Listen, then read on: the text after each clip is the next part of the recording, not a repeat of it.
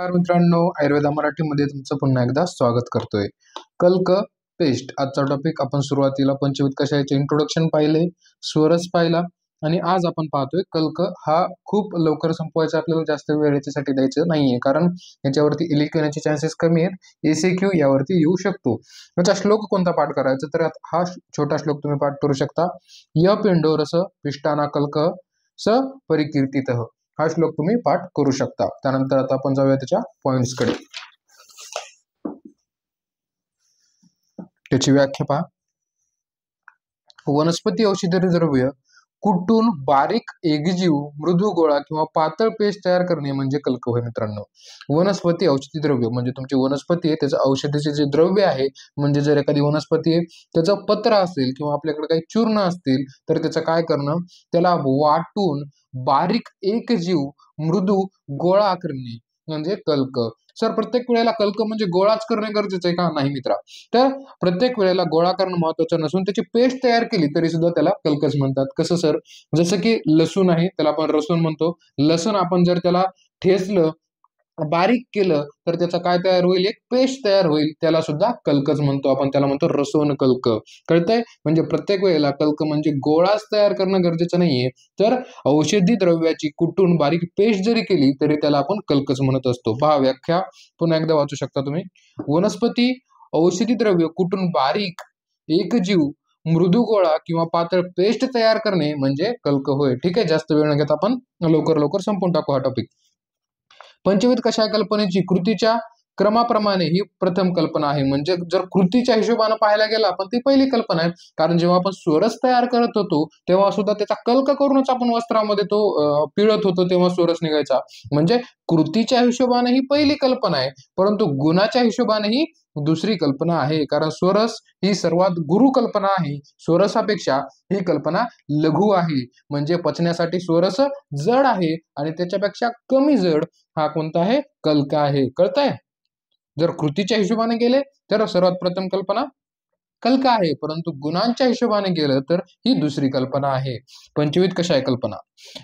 कारण स्वरस कल्पना करताना प्रथम त्या औषधी द्रव्यांना कुटून वाटून बारीक गोळा करणे म्हणजेच कल्क करणे हे प्रथम व नंतर कल्क वस्त्रात घेऊन मोज पात्रात पिळणे, कल्कातून स्वरस वेगळा करणे ही दुसरी कृती. मी तुम्हाला आता सांगितलं तेच रिपीट केले त्यांनी. स्वरस करायचा असेल तर आपल्याला पहिले कल्क तयार करावाच लागतो, ते सांगताय.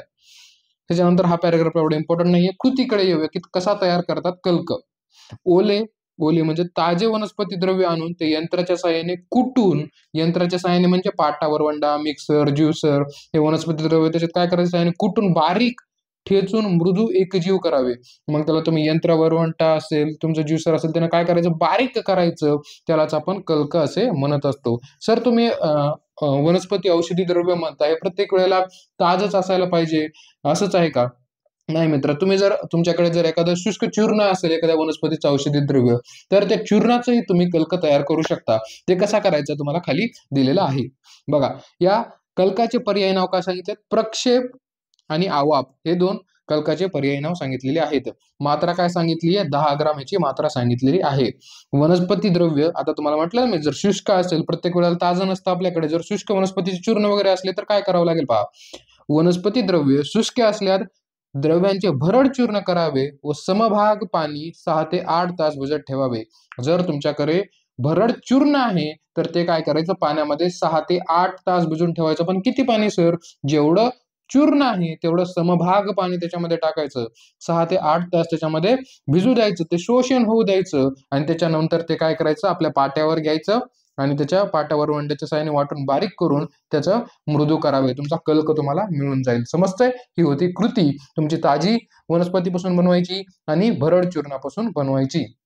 ठीक आहे, एवढं सोपं होतं. आता सगळं कृती एकदम सोपी आहे, तुम्हाला व्याख्या पण एकदम सोपी आहे. याच्यावरती आता आणखी काय महत्वाचं आहे, प्रक्षेप द्रव्य व मात्रा. मात्रा किती सांगितली तुम्हाला? 10 ग्राम याची मात्रा सांगितली, म्हणजे ग्रहण करण्यासाठी किती घ्यायला पाहिजे पेशंटने. त्याच्यानंतर प्रक्षेप द्रव्य आणि मात्रा. म्हणजे आता प्रक्षेप द्रव्य म्हणजे काय मित्रांनो, एखादं औषध आपण ते रुचकर बनवण्यासाठी किंवा ते जास्त काळ टिकवण्यासाठी जे त्याच्यामध्ये ऍड करतो त्याला आपण म्हणतो प्रक्षेप द्रव्य म्हणत असतो. मग कोणतं प्रक्षेप द्रव्य किती मात्रेमध्ये टाकायला पाहिजे या कल्कामध्ये त्याची ते दिलेलं आहे. जर तुम्हाला प्रक्षेप द्रव्य म्हणून मध, घृत, तेल वापरायचं असेल तर जेवढा कल्क आहे त्याच्या दुप्पट हे वापरायचंय. काय? मध, घृत आणि तेल. जर तुम्हाला प्रक्षेप द्रव्य म्हणून गुळ आणि साखर वापरायचं असेल तर जेवढा कल्क आहे तेवढ्याच मात्रेमध्ये तुम्हाला गुळ आणि साखर वापरावी लागेल. हे आपण स्पेसिफिक कल्काबद्दल बोलतोय.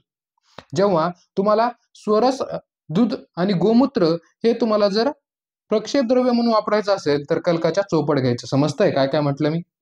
जेवढा जर गुळ आणि साखर वापरायचंय, जेवढा कल्क तेवढाच गुळ आणि साखर. जर तुम्हाला मध, घृत, तेल वापरायचंय, कल्काच्या दुप्पट वापरायचं. जेव्हा तुम्हाला स्वरस दूध गोमूत्र वापरायचंय तेव्हा कल्पाच्या चौपट वापरायचं. कळतंय? प्रक्षेप द्रव्य सांगितलं ना तुम्हाला. प्रक्षेप द्रव्य म्हणजे काय? तुम्हाला त्या एखाद्या औषधाचे रुचकर बनवायचे किंवा जास्त टिकवण्यासाठी जे काय आपण ऍड करतो त्याला प्रक्षेप द्रव्य म्हणत असतो. आता कल्काचे गुणधर्म पाहिजेत आपल्याला. पॉइंट वाईज पेपर लिहायचा. पहिले काय लिहायचं? त्याची व्याख्या लिहायची, पर्यायी नाव लिहायचे, त्याची कृती लिहायची, त्याची मात्रा लिहायची, प्रक्षेप द्रव्य आणि मात्रा लिहायची. आता कल्काचे गुणधर्म लिहूया.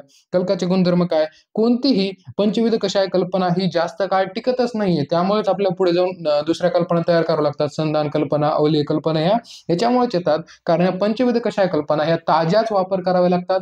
हा फार काळ टिकत नाही. कल्क सुद्धा फार काळ टिकत नाहीये पहा.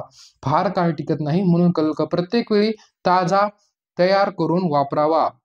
याच्यानंतर स्वरसापेक्षा लघु आहे. तुम्हाला काय म्हटलं मी? पंचविध कषाय कल्पनामध्ये सर्वात गुरु कल्पना म्हणजे जड पचायला कोणती कल्पना आहे तर ती स्वरस आहे. आणि त्या स्वरसापेक्षा लघु ही कल्क कल्पना आहे. त्याच्यानंतर तिसरी आहे पृथ्वी व जल गुण भूयिष्ठ.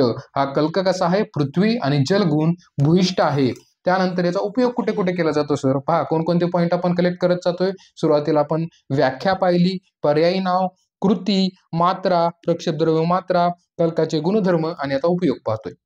उपयोगामध्ये अभ्यंतर, बाह्य आणि औषधी निर्माणाचा उपयोग. अभ्यंतर बाह्य काय सर? अभ्यंतर म्हणजे डायरेक्टली कल्क आपण तोंडाने आपल्या ओरलने खाऊ शकतो, ते अभ्यंतर. बाह्य म्हणजे काय? आपल्या शरीरावर बाहेरून आपण अप्लाय करू शकतो लेपाच्या स्वरूपात. आणि तिसरं म्हणजे काय?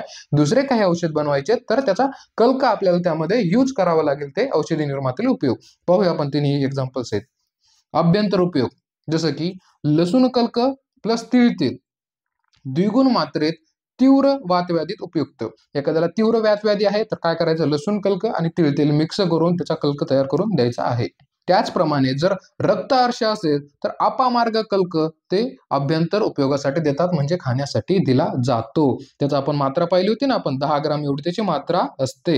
त्याच्यानंतर बाह्य उपयोग कसा सर? जर एखाद्याला व्रण असेल, जखम असेल तर आपण त्याला लिंबाचा कल्प बाहेरून लावला जातो. तुम्ही मूवीमध्ये पाहत असाल ना की एखाद्या जंगलामध्ये लागलं तर त्याला काय करतात? पानांचा काय करतात? पानं कुटतात, त्याला बारीक करतात आणि त्या जखमेवरून लावतात.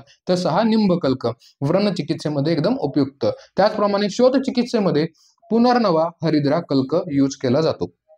त्यानंतर औषध निर्माणामध्ये कसा उपयोग केला जातो सर? शोधन, तेलाचं शोधन करायचंय तर निंबपत्राचा कल्क वापरला जातो. त्याच्यानंतर कुष्मांडावल्य, हे कुष्मांडावल्यामध्ये कुष्मांड कल्क यूज केला जातो, म्हणजे औषध तयार करायचं आहे. रसशास्त्रामध्ये कसा वापर करतात मित्रांनो?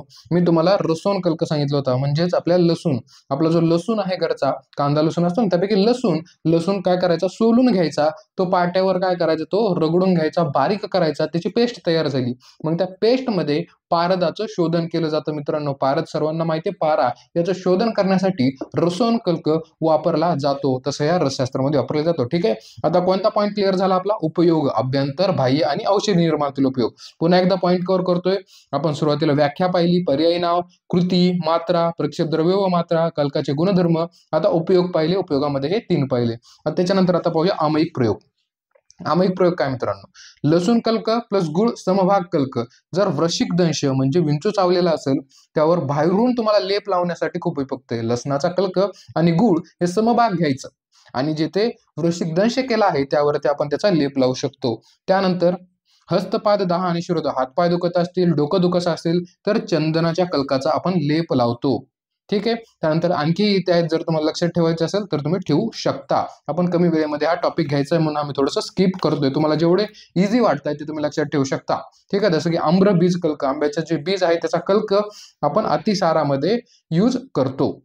आता पाहूया आपण स्पेसिफिक उदाहरण पाहिजेत आपल्याला. निंबकल्क, रसोन कल्क आणि अपमार्ग कल्क हे 3 आपल्याला पाहिजे आहेत. निंबकल्क कसं तयार करणार? मग आपण निंबाची ताजी पाने तोडून आणायची, त्याला धुवून घ्यायचं स्वच्छ, पाटावर वंड्यावर त्याला काय करायचं? बारीक करून घ्यायचं. बारीक करून घ्यायचं म्हणजे आधी तो रफ असतो, बारीक केल्यानंतर त्याची मृदू पेस्ट तयार होते. ती पेस्ट औषधी म्हणून वापर करता येते. कसा बाह्य उपयोग करायचा आहे, जर तुमच्या जखमेवर बाहेरून लावता येते, कुष्ठावर लावता येते. अभ्यंतर करायचं तुम्हाला वमनावरती यूज करता येते. कुष्ठावरती म्हणजे अभ्यंतर म्हणजे आपण मेडिसिन सारखं ते खाऊ शकतो. आणि पित्तज्वादी कृमी यावरती उपयोग होतो. कसं खायचं तर जलासोबत खायचं. अनुपान म्हणजे काय मित्रांनो, ज्याच्या सोबत आपल्याला घ्यायचं आहे ते. मात्रा किती 10 ग्रॅम. कळालं. मात्रा नोट करत चला. सुरुवातीला आपण सोरस पाहिला, आता कल्काची मात्रा 10 ग्राम आहे. रसोन कल्क मित्रांनो, रसोन म्हणजे लसूण. रसोन म्हणजे लसूण. सोललेला साल काढलेला लसूण पाट्यावर किंवा यंत्रावर बारीक मृदू एकजीव होईपर्यंत वाटायचा आहे. तयार झालेला कल्क आवश्यकतेनुसार वापरायचा. जो कल्क आहे आवश्यकतेनुसार तुम्ही वापरू शकता. उपयोग काय याचा? वात रोगावर आणि विषम ज्वरावर उपयुक्त आहे. मात्रा किती याची? 10 ग्राम आहे. अनुपान तीळ तेल 20 ml. ठीक आहे. अनुपान म्हणजे कशासोबत घ्यायचं तर तीळ तेलासोबत ते घेऊ शकता. त्यानंतर आता अपामार्ग बीज कल्क. अपामार्गाच्या बीजाला कुटून त्याची वरील साल काढून टिकावी. अपामार्गाचे जे बीज आहे, अपामार्ग वनस्पती आहे, त्याचं बीज आहे, त्याचं कुटून काय करायचंय, त्याची साल काढून टाकायची आणि त्याच्या पाट्यावर रगडून घ्यायचे, बारीक करायचे, त्याला मृदू करायचं आणि त्याचा कल्क तयार होतो. त्या आवश्यकतेनुसार वापरायचा. रक्तार्शामध्ये उपयोग केला जातो. 10 ग्राम वापरायचा. तंडुलोदक याच्यासोबत घेऊ शकता. ठीक आहे. इथे आपण कल्क पाहिला. पुन्हा एकदा हेडिंग रिवाइज करूया. आपण सुरुवातीला श्लोक पाहिला, त्याच्यानंतर आपण त्याच्या व्याख्या पाहिल्या येते. व्याख्या पाहिल्यानंतर त्याची आपण कृती पाहिली, पर्याय नाव होते, मात्रा, प्रक्षेप, द्रव्य व मात्रा, कल्काचे गुणधर्म, उपयोग, अभ्यंतर उपयोग, बाह्य उपयोग, औषधी निर्माणामध्ये उपयोग, आमयिक प्रयोग पाहिला आणि त्याच्यानंतर 3 उदाहरण पाहिले, निंबकल्क, रसन कल्क आणि अपामार्ग कल्क हे आपण पाहिले. आता नेक्स्ट व्हिडिओ आपला होणार आहे क्वाथ, जे की सगळ्यात जास्त महत्त्वाचा टॉपिक असणार आहे पंचवीत कशामध्ये. मोस्ट प्रोबॅबल एलक्यू तुम्हाला युनिव्हर्सिटी एक्झाम मध्ये क्वाथवरच असणार आहे, किंवा तुमचे आता जे नवीन विद्यार्थी पाहत असतील त्यांच्या फर्स्ट टर्म मध्ये सुद्धा क्वाथावर एलक्यू येण्याचे खूप जास्त चान्सेस आहेत. ठीक आहे. आताच टाइम टेबल रिलीज झालाय आपल्या ओल्ड सेकंड इयर साठी जानेवारीमध्ये. त्यांच्यासाठी ऑल द बेस्ट. खूप छान अभ्यास करा. तुम्हाला रेग्युलर असे व्हिडिओज पाहिजे असतील तर तुम्ही कमेंट करा, लाईक करा. म्हणजे 500-600 मुलं जर रेग्युलर व्हिडिओ पाहत असतील तर तेवढ्या स्पीडने आपण सिलेबस कव्हर करूया. आता 1-2 व्हिडिओ पडताय. जर खूप जास्त ऑडियन्स जर मिळाली तर आपण डेली 3-4 व्हिडिओही टाकायला तयार आहोत. आणि जे न्यू सेकंड इयरचे विद्यार्थी आहेत त्यांच्यासाठी फर्स्ट टर्म साठी आपण हा पूर्ण यूज करू शकता. तुमच्या सेकंड इयरचा म्हणजे सेकंड टर्म साठी तर खूप छान प्लॅन आहे तुमच्यासाठी. सेकंड टर्म खूप छान होईल तुमचा. फक्त फर्स्ट टर्म साठी यावरती तुम्ही ऍडजस्ट करू शकता, कन्सेप्ट नॉलेज गेन करू शकता. ठीक आहे. Thank you very much. आणि ओल्ड सेकंड इयर साठी ऑल द बेस्ट. आता अभ्यासाला लागा तुम्ही. थँक्यू.